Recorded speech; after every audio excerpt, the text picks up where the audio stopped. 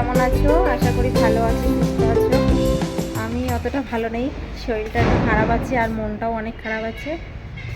আর দেখো, সারাদিনে ভিডিও করতে পারিনি, তো এখন আমি বিকেলবেলা ভিডিওটা স্টার্ট করেছি। আর জামা কাপড় তোলা থেকে স্টার্ট করেছি। দেখো, আমি সবাই জামা কাপড়টা তুলে নিয়ে এসেছি। আর এখন কিছু কাজ আছে, সেই কাজগুলো করব। তো কিছু কথা বলবো আমি তোমাদের সঙ্গে, ভাবলাম ভালো লাগছে না যখন, তোমাদের সঙ্গেই শেয়ার করি কথাটা। তো থাকো আমার সঙ্গে, দেখো।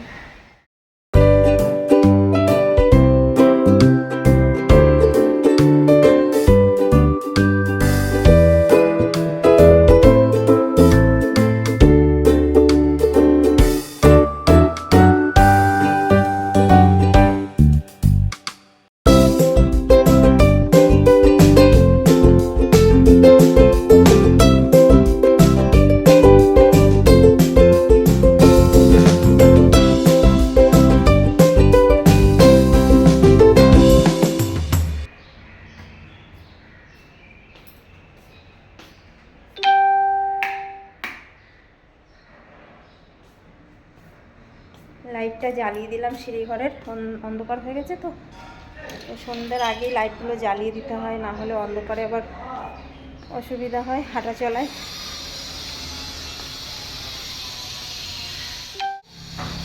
দেখো চিকু কি করছে।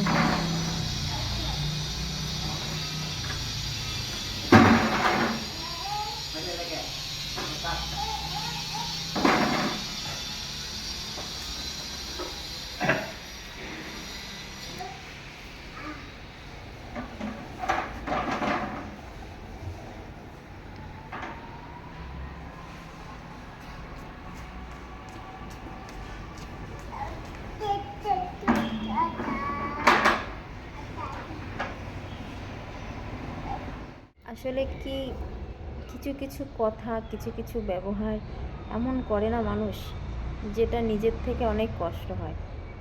আর বিশেষ করে কি বলো তো বন্ধুরা, যখন নিজের লোক যদি বেশি কথা বলে না, নিজের লোক যখন খুব খারাপ কথা বলে না, তখন না বেশিই কষ্ট হয়।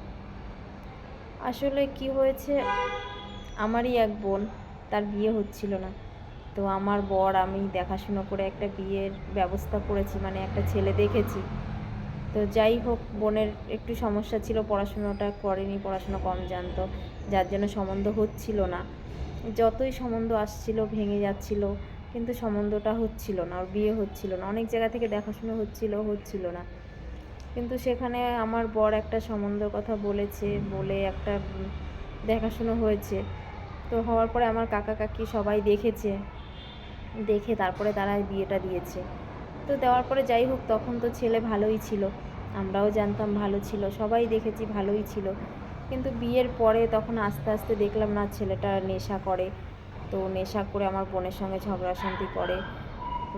এই নিয়ে অনেক ঝগড়া হয়, অশান্তি হয়।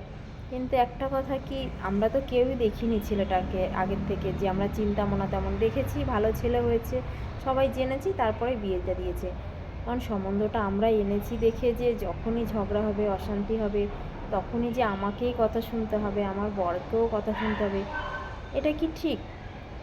আমরা তো একা দেইনি বিয়েটা, আমরা তো সবাইকেই বলেছি, বাড়ির লোক সবাই দেখে শুনেই দিয়েছে। তাহলে এখানে আমাদের দোষটা কোথায় বলো তো?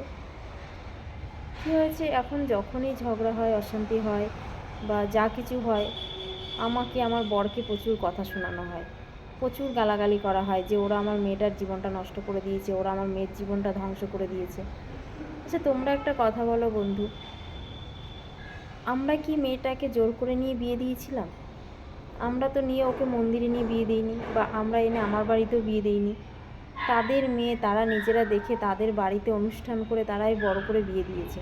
তাহলে এখানে আমাদের দোষটা কোথায়? যেহেতু আমরা ছেলেটাকে দেখেছি, সম্বন্ধটা আমরা এনেছি, এটাই আমাদের দোষ?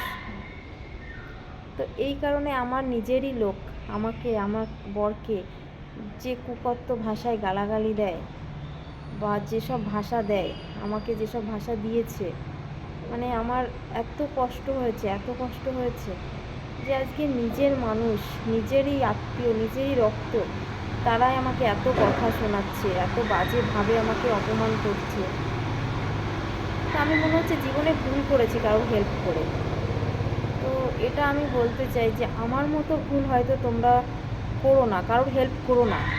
কারোর যদি বিয়ে না হয় না হোক, তার বাবা মা তারা বুঝে নেবে, তাদের ব্যাপার। কিন্তু কাউকে হেল্প করতে গিয়ে সারা জীবন এইভাবে মেন্টালি টর্চারটা না মেনে নেওয়া যায় না। তাই আমার মতে মনে হয় কি কাউকে আর হেল্প না করাই ভালো। আমার তো এখন মনে হচ্ছে আমার শিক্ষা হয়ে গেছে, আমি আর কাউকে কখনো কখনো হেল্প করব না। নিজের লোকে যখন বেশি কথা বলে না তখন অনেক কষ্ট হয়, তখন সহ্য করা যায় না। বাইরের লোক যদি দুটো বেশি কথা বলে, দুটো খারাপ কথা বলে, সেটা না মানা যায়। কিন্তু যখন নিজেরই লোক যখন এরকম অনেক খারাপ কথা বলে, অনেক অপমান করে না, তখন অনেক কষ্ট হয়। তাই দুদিন ধরে আমার মন মেজাজটা ভালো নেই। তাই ভাবলাম যে আমি ভিডিও করব না। তারপর আবার ভাবলাম যে না, ভিডিও করি, দেখি কার সঙ্গে কি বলবো, তার থেকে আমার বন্ধুদের সঙ্গেই আমি কথা বলি। অন্তত তোমাদেরকে বললে আমার মনটা একটু হালকা হবে। তো সেই কারণে আমি তোমাদের সামনেই কথাটা বলতে বসেছি। তোমরাই বলো বন্ধুরা, তোমরা আমাকে প্লিজ কমেন্টে জানাও আমি কি ভুল করেছিলাম, আমি কি সত্যিই দোষী, আমি কি সত্যিই ভুল করেছি। যদি ভুল করে থাকি তোমরা আমাকে কমেন্টে বলো, তাহলে আমি বুঝবো হ্যাঁ সত্যিই আমি ভুল করেছি কাজটা করে। তো প্লিজ বন্ধুরা, তোমরা তোমাদের যদি মনে হয় যে হ্যাঁ আমি ভুল বা আমি সত্যিই ভুল করেছি, তাহলে প্লিজ তোমরা আমাকে জানিও।